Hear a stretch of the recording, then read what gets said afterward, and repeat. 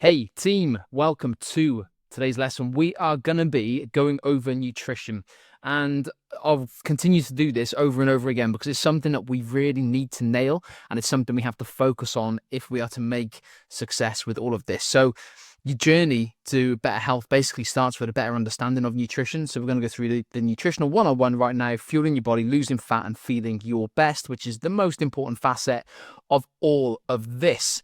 So first up, simplicity is the ultimate sophistication. So nutrition doesn't have to be complicated, doesn't have to be overwhelming, even though the majority of the media like to make it that way. Now, the most sustainable approach isn't about perfection, it isn't about rigid rules. And instead of jumping between kind of trendy diet trends or following extreme protocols, this is just going to focus on practical, evidence-based strategies that fit seamlessly into your everyday life. I feel that we probably put too much pressure on ourselves at times to do the perfect things, to be perfect with our nutrition. You don't have to be. The way I describe it is, I would rather you do a 70% perfect week and do that 10 weeks in a row than having a 100% perfect week and only being able to do it for 1 week before you kind of crash and burn. So that's the way I want you to look at this, okay? Small, consistent choices will ultimately lead to the most significant results and the longer lasting habits. So the first up, the foundation of fat loss. Now, you might not be looking to lose body fat, but this is still going to be relevant to what we want to be looking at in terms of your body composition, in terms of your health, your fitness, and your performance-related goals. All right, so stick with me even if you are not looking to lose body fat. Now, calories in versus calories out is what we're looking at first, and you all know this. I bore you to tears with this, but it is useful to know and continually remember and reinforce these kind of tips and tricks into your daily strategy. All right, so weight loss fundamentally comes down to consuming fewer calories than you expend, and this creates an energy deficit that forces your body to use body fat for fuel. That's how the calories in, calories out thing works. If you're in a calorie deficit, you will use body fat for fuel, meaning you will lose more body fat, and you will generally lose a bit of weight to start with, but your body composition will improve vastly. All right, your body's bank account. Think of your energy balance like a financial budget. To lose fat, you need to withdraw more energy than you deposit through food and drink. So you need to be withdrawing money rather than depositing money to be in a deficit. Okay, that's the kind of money analogy we can use. And a little action tip around this will be mindful of your portion sizes and also be mindful of calorie dense foods. So things like avocados and nuts and peanut butter, that kind of thing. Yes, they've got good things in them. Of course they have, but they're calorie dense. So if you're trying to shred some body fat, you want to be wary of this and just kind of have those foods in moderation. All right, small adjustments like using smaller plates or measuring higher calorie foods, they can make the world of difference. So it's definitely worth doing if you are trying to lose some body fat. It works the other way if you're trying to just improve your overall health and fitness, just being mindful of certain foods and what's in them from a caloric standpoint. The power of protein. I bang on about protein all the frigging time. There is a reason why, okay? Now, this is the reason why. It builds and repairs. So protein provides you the building blocks for muscle tissue to grow and repair and get stronger and get fitter and just be more productive as a muscle. And it helps repair cells throughout your whole body as well. Now, it's not going to turn you into Schwarzenegger. I say this all the time. It's not going to turn you into a massive bodybuilder. But what it will do is it will build lean muscle tissue. When you have more muscle tissue, you burn more calories when you're resting, which in layman's terms is your metabolism. So it means your metabolism is faster, which is the second point here. It boosts your metabolism. So your body burns more calories digesting protein than other macronutrients. This will help boost your metabolism, but also, when you have muscle tissue, you burn calories when you are watching Netflix or watching Amazon Prime or Paramount Plus or whatever it is you're watching. Okay, so you can burn more calories while you're chilling out and resting, which is a great benefit, no? That's a great benefit. And protein also increases your satiety. So if you find yourself being hungry a lot, it's definitely a key trigger to consume more protein because it keeps you fuller for longer, it reduces your hunger spikes, and it makes it far easier to maintain a calorie deficit or the specific diet that you are on, okay? Now, a little action tip I want you to start incorporating into your daily life is to aim for 20 to 30 grams of protein per meal where possible. So it's roughly a palm-sized portion of protein if you are eating food. If it's in terms of a drink, it'll be a protein shake, something like that, okay? And add one high-protein snack into your nutrition every day. It could be some Greek yogurt, some cottage cheese. It could be a protein shake. It could even be a protein bar, which has benefits of kind of acting like a chocolate bar with less sugar and more protein. So there's different ways we can do this, but I want you to try and get 20 to 30 grams of protein per meal, and I want you to have one protein snack per day. Okay. Next up, carbohydrates, the dreaded carbohydrate that everyone is terrified of. There's no reason to be there. Yes, carbohydrates can make you feel a certain way, but there's no reason to be scared to death of them. Okay, so carbohydrates are the primary fuel source for high intensity activities. It supports your brain. Your brain uses glucose as energy, which is from carbohydrates.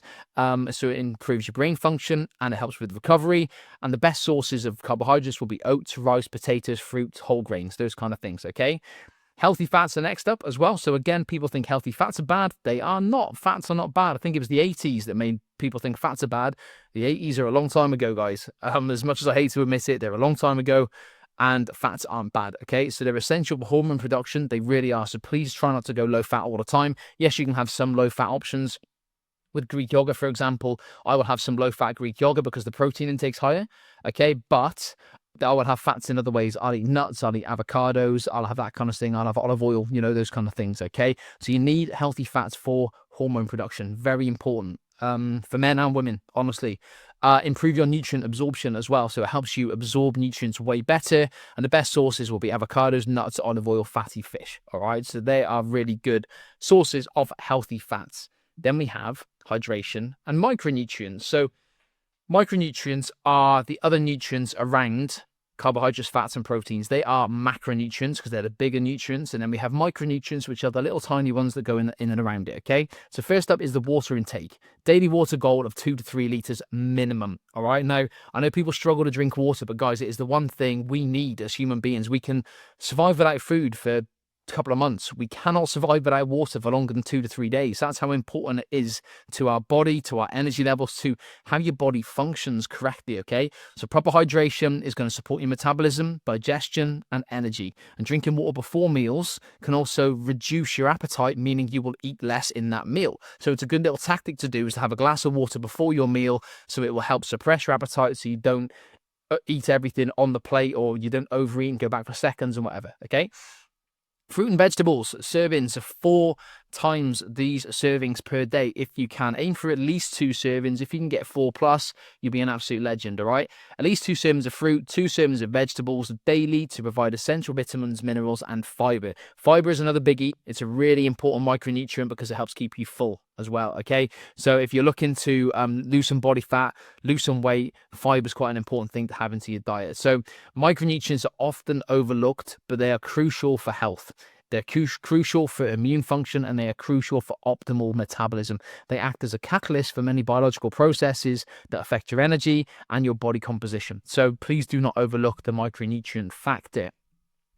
And then we go into my approach, the approach I've used for best part of a decade, if not longer, for myself now and for my clients. So the 80-20 approach, and I'm going to drill this into you.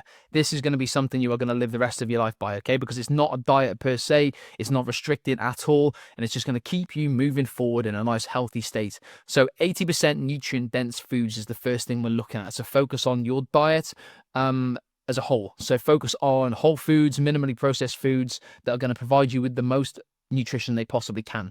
So it's food first and foremost. Then we can supplement with protein shakes if we need to up the protein after. But first up, it's nutrient dense foods, okay? Lean proteins, fruit and veg, whole grains, healthy fats, those types of foods.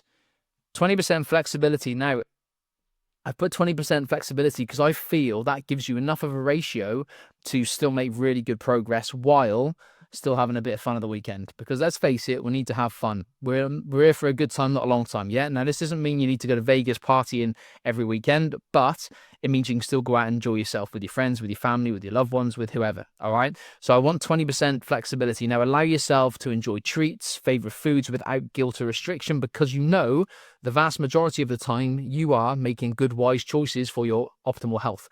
So you can have desserts, you can have restaurant meals, you can have takeaways, you can have chocolate and sweets with that flexibility allowance. Now, you could even go to 70% nutrient dense foods, 30% flexibility. If you were a little bit kind of like, yeah, you know what, I'm not in a rush to lose body fat. I'm not in that, I want to kind of have a bit more fun this month, you can go 70-30. But generally, I would say the best way to go about it is work for me the best, and for a lot of people, the best is 80-20, just because you are four fifths,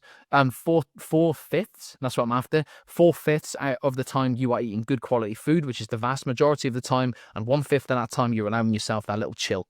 Okay, so that's how we look at it. And it's a really useful way to have a bit of balance with your nutrition moving forward. So, some action steps for today. First thing, include protein at every meal. Start with your breakfast. So it could be Greek yogurt, eggs, protein shake. Set you up for the day. If you don't like breakfast, don't worry. Have some high protein as a snack mid-morning or for your lunch, okay? Drink water with every single meal that you have. That is a goal for you at the moment. So place a large glass of water beside your plate at every single meal. It's a very simple but very powerful habit. Fill your plate half full of vegetables. The visual approach automatically balances your meals and increases your micronutrient intake. So half the plate, vegetables, salads, leafy greens, vegetables, that kind of stuff. Swap one processed snack out. So replace one ultra-processed snack with a whole food alternative. So if you have a Trek bar, for example, as your snack, replace it with some fruit, some nuts, or some yogurt. Just try it and see how we get on, okay? What will happen is that you will feel fuller for longer. Okay, that is really going to benefit you, and it's more of a whole food rather than it being an ultra-processed snack, okay? And then plan 1 to 2 weekly indulgences. Include them into your week. Don't demonize chocolate. Don't demonize pizza, cakes, takeaways. You don't need to demonize them. You can plan them into your week, like I said, if we're doing the 80-20 principle correctly. So schedule specific times to enjoy your favorite treats. If you don't want to schedule a specific time, schedule your week as though it's really good, and then allow yourself a bit of flexibility and say, you know what, me and my partner or me and the kids are going out on Thursday and I'm going to enjoy myself Thursday evening. All right, so you just work around it, and we can kind of shift things around. Nothing is set in place. This is why meal plans don't really work, because they're set, they're structured, and they're too rigid. This is why the 80-20 flexibility approach really, really does work. So have a look at your week, plan and prep and schedule your good, healthy food options the vast majority of the time, and leave little spaces for you to enjoy your food with a bit more flexibility. So what we're looking for here is consistency, not perfection. Okay, I say this a lot, but we really are. Nutrition isn't about following a perfect plan for weeks and weeks and weeks and weeks. It's about building sustainable habits you can maintain for the rest of your life. So even small tweaks and small changes, when they're applied consistently, compound to remarkable results over time. Compounded interest is a massive thing. If you make small changes consistently every single day over the course of a year, it's a phenomenal change. Over the course of a decade, it's an astronomical change. All right, so focus on the progress rather than being perfect every day. And remember that your relationship with food will enhance your life. Is a fundamental thing to remember. It will enhance your life. If you aren't stressing about food, it makes life way nicer and way easier and way less anxious. And you will be way less anxious. So don't be restrictive with food. Find joy in nourishing your body while still enjoying your favorite foods in moderation. Use that food that you're eating, the good quality food, and know that it's benefiting you in the here and now for energy, but also it's going to benefit you for long-term health benefits as well. So we are what we repeatedly do. Excellence then is not an act, but it's a habit. And that is from a famous person named Aristotle, famous philosopher. So we are what we repeatedly do. Excellence then is not an act, but it's a habit. So the more you do something, the better you get at it and you become excellent at it. And it isn't an act, it is just a habit that you do every single day. So your health journey is a marathon. All right, we've got to think of this as a marathon, not a sprint. So be patient with yourself, celebrate the positive choices you make along the way. Don't be too hard on yourself, and you'll be in a great place for a sustainable health change. All right, so hopefully this has made sense. Nutrition 101. If you've got any questions, give me a shout with this, guys. It's important we get this right, and it's important that you improve and build your relationship with nutrition. Have a lovely one. Message me if you need me. Speak to you soon.